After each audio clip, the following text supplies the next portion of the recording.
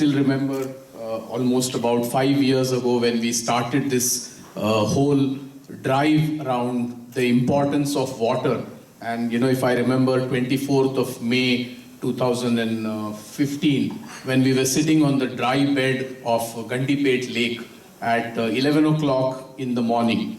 So roughly the temperatures being a little over 40 degrees, 42 or 43. And we spent 2 hours discussing this is the source of water which supplied water to the entire city. And here we are on May, where the whole lake is completely dry.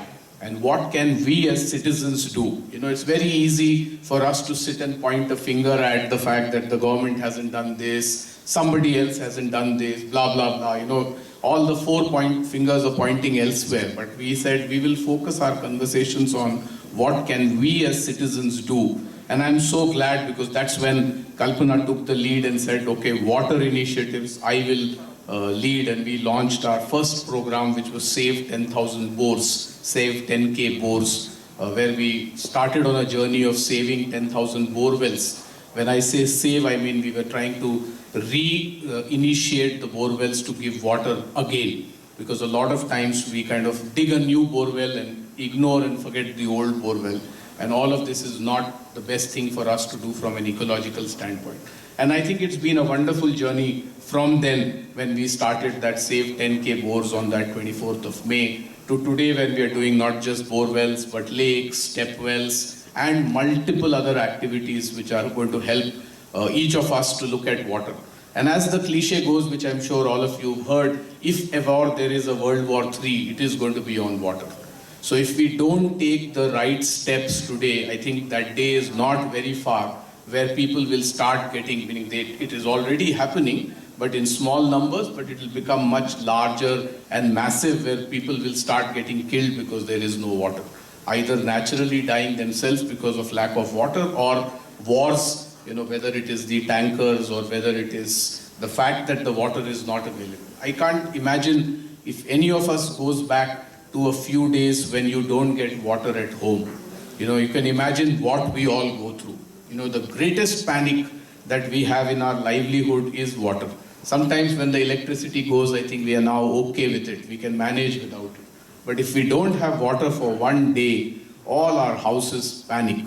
And when we had the floods, some of us experienced that we lost water supply in some homes for a day or 2 days, and all hell broke loose. There was water outside, and there was no water inside the house to drink. It was raining and flooding outside. So we all know the dangers around it. So I would very strongly request and encourage everyone that we should join in this initiative to increase awareness around water, because this is where the future lies. I think if we have to leave something for our future generations, it has to be a world where they get access to the same resources that we got. We've grown up with water being available. I don't think it's fair for us not to do things such that the future generations don't have access to water. So my request to everyone would be to join us, and all of you from the media can help us tremendously in spreading the word so that people get to know what's the purpose. This isn't just another run, like Barney mentioned, just for the health or anything. It's for a very, very great cause. And as Kalpana has designed that, as you are running, for those people who are running, they're actually going to get access and see the work that's happening around water restoration. So do join us on the 11th of April for the run, and we look forward to all your support. So thank you, and all the best, Kalpana, for all the great work that you keep doing. Water Lady of Hyderabad, soon the Water Lady of the world, as Barney says. May his words come true. So thank you. Thank you, Vivek. And I would like Mr. Ramesh Loganathan to speak. He heads CIE at IIIT Hyderabad. He's also a professor of research and innovation. And IIIT Hyderabad, for all of you to know, it is a tanker-free campus. There are 2,000 plus students, and the entire campus is tanker-free. So it's such a proud thing for me also to be incubated as part of IIIT. Our social enterprise is part of the Atal Innovation Mission, the national mission, which is part of CIE, IIIT. And IIIT has a lot of initiatives, and they have a living lab also, and I think Ramesh would speak a little more about it. Thank you. Thank you. Thank you, Kalpana. Like Vivek said, I also fondly remember the early days of Kalpana's journey with water. It was an initiative that Sahi and Haisya had taken up back in 15-16. And I still remember the first day when we were announcing the press meet where we announced the Save 10K boards. Kalpana, that was the first time she was there with water, and she was sitting in the back and just listening. She was interested. She came to the event, and within a month she was running the whole campaign. So that's how kind of literally like fish to water Kalpana took to the water cause. And I'm very happy that her rainwater project team sits out of IIIT. IIIT Hyderabad, like I don't think anybody thought about it until one day Kalpana asked, saying like, so that's a very small campus and 2,500 residents, 2,000 students and 500 faculty and staff and their family that live on campus. They must be buying tankers. So I checked, and then they said, no, we don't. I know there was a lot of rainwater harvesting structures, the harvesting ponds that have been created. And in fact, that's a collection point even for all the water that floods on the road in front of TCS and IIIT. And but I didn't know much. When I asked, they said, no, they haven't been buying tankers for almost last 15 years. And it's a large campus, so a lot of, in fact, the new blocks are the plumbing is done for grey water in the flush tanks. And so I was very happy. I was not surprised. I mean, IIIT is an extremely responsible, I mean, all the original founding leaders of the institute had a very strong sense of social kind of responsibility. And I'm not surprised, but I was still very happy to hear that.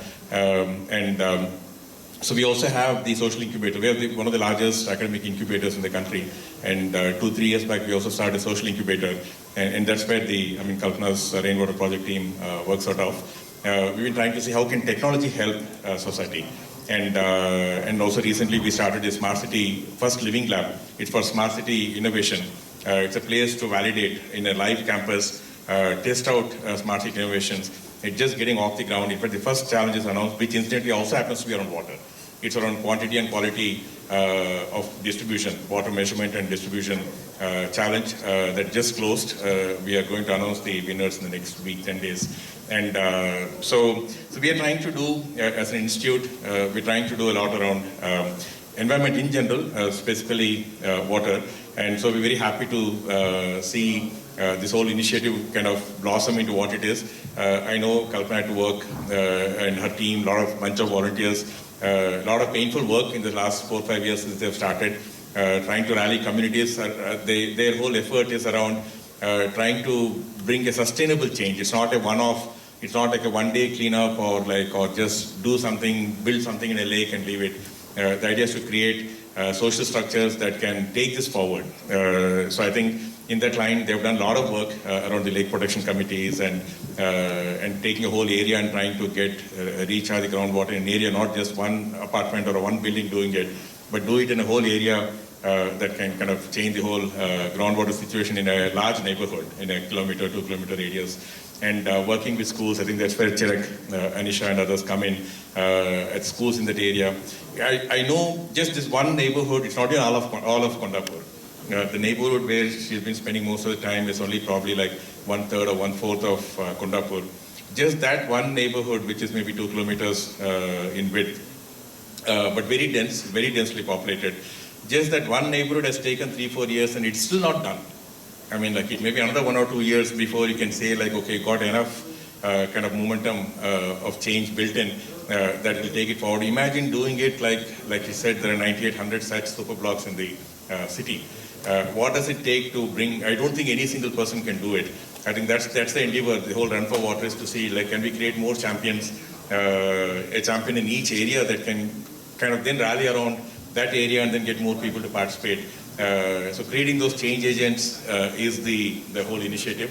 And there is a blueprint. Anybody can come and see what's been done in in Kondapur around Pudikunta Lake. So that's the endeavor Kalpana's and team have taken up to see like, can people come, see, understand, and then try to replicate in other places, other parts of the city. So I'm very happy that this initiative is happening. She's been thinking about it for quite some time. So it's finally off the ground. And I wish the event all the very best. And of course, please count on all support from us, from the Institute and also from the larger ecosystem in the city.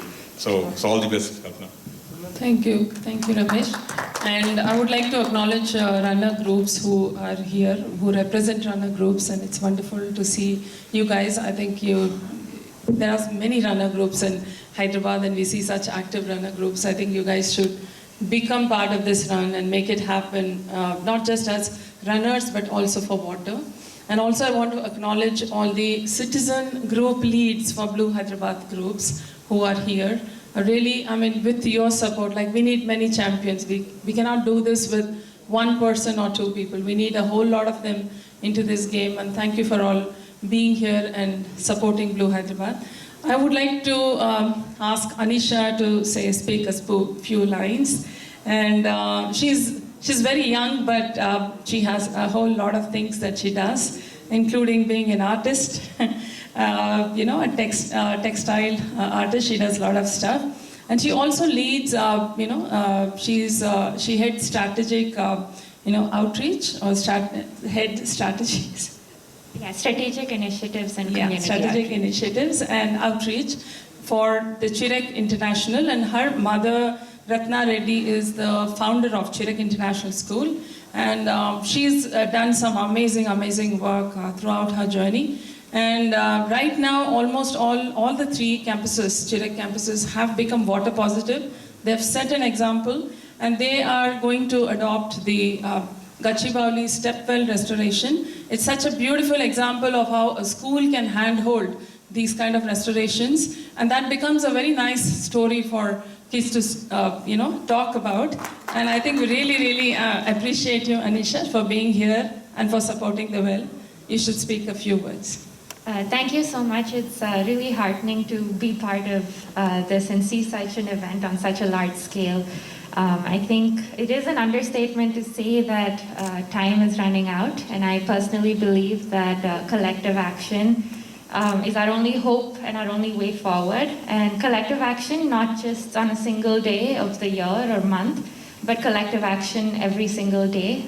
We have to change our lifestyles, we have to change our way of thinking to be able to get ourselves out of this and have a sustainable future.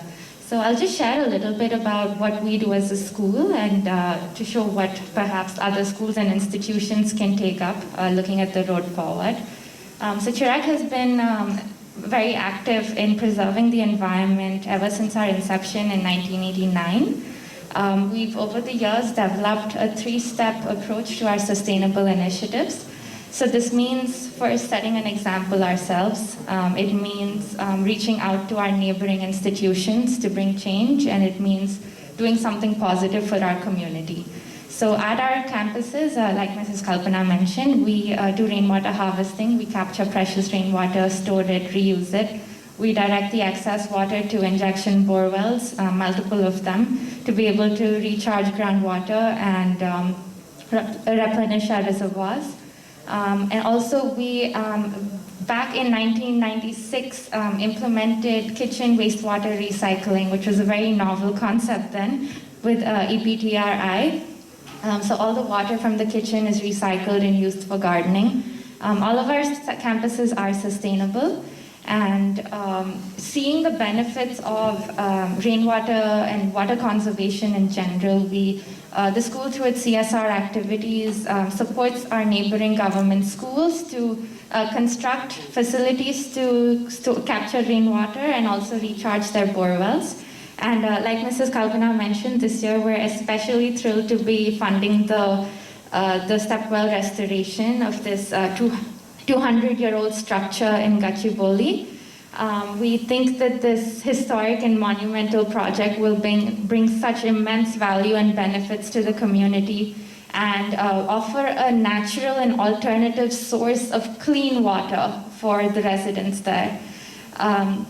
So we believe that, and I also think that change starts at home, and we must lead by example. So through these initiatives, we show our students what's possible, what they can do, and inspire them to bring change in their own homes and communities. And through these initiatives, we create a generation of students that are conscious, that are engaged, and that will contribute positively to the environment and to the world. And so I hope to see other such schools and institutions take up projects as well so we can make an even bigger difference together. Thank you. Thank you, Anisha. And I think it's time for us to we'll have Siji speak. I would like to tell a few words about 360 Life. Builders coming and supporting these kind of projects is such a wonderful thing, and they are sustainable builders. And we'll have Siji speak in a while, before which we will start the launch because a few of them here have to leave.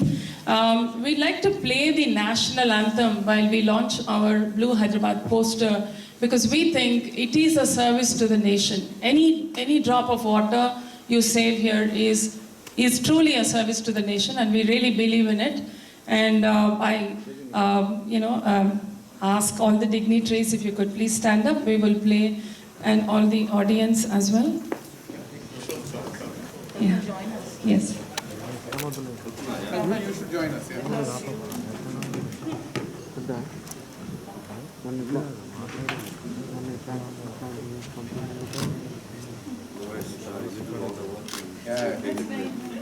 Come right here at the side. Ma'am.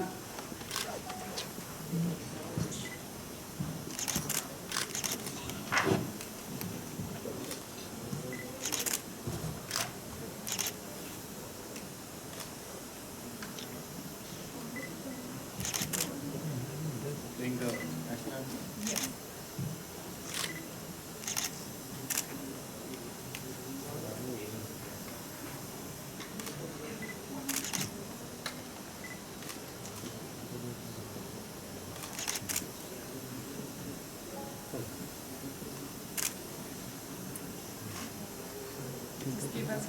Or we can all sing it together. Yeah, why don't we say